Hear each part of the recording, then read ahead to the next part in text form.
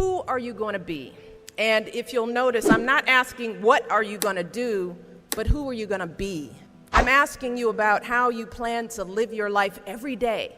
How are you going to respond when you don't get that job you had your heart set on? For all of you who are going to be teachers, what are you going to do if the students in your class next year just don't respond to your lessons? For all of you going into business, how will you react when your boss gives you a goal that feels way too high? See, these are the moments that define us.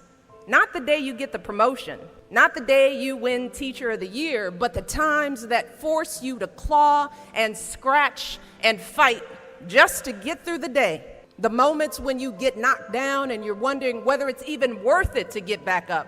See, those are the times when you've got to ask yourself, who am I going to be? And I want to be clear, this isn't just some vague platitude about building character. In recent years, we've actually been seeing a growing body of research that shows that skills like resilience and conscientiousness can be just as important to your success as your test scores or even your IQ.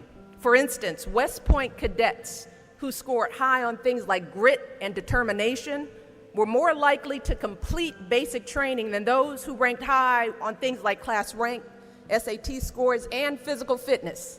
So what we're seeing is that if you're willing to dig deep, if you're willing to pick yourself up when you fall, if you're willing to work and work until your weaknesses become your strengths, then you'll develop a set of skills that you can mold and apply to any situation you encounter, any job you might have, any crisis you might confront. But you got to make that choice.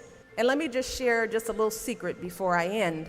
As someone who has hired and managed hundreds of young people over the course of my career, whether it was during my time as a lawyer, as an administrator, as a university, a nonprofit manager, even now as First Lady, I have never once asked someone I was interviewing to explain a test score or a grade in a class. Never.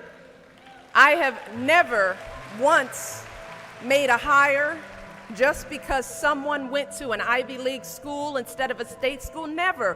What I have looked for is what kind of person you are. Are you a hard worker? Are you reliable? Are you open to other viewpoints? Have you stepped outside of your own self-interest to serve others? Have you found a way to serve our country, whether in uniform or in your community? Again and again, I have seen that those are the qualities that I want on my team, because those are the qualities that move our businesses and schools and our entire country forward. And just understand this. Those are the qualities that you all already embody. They're the values you learned from your parents, from the communities you grew up in. And today, more than ever before, that's what the world needs.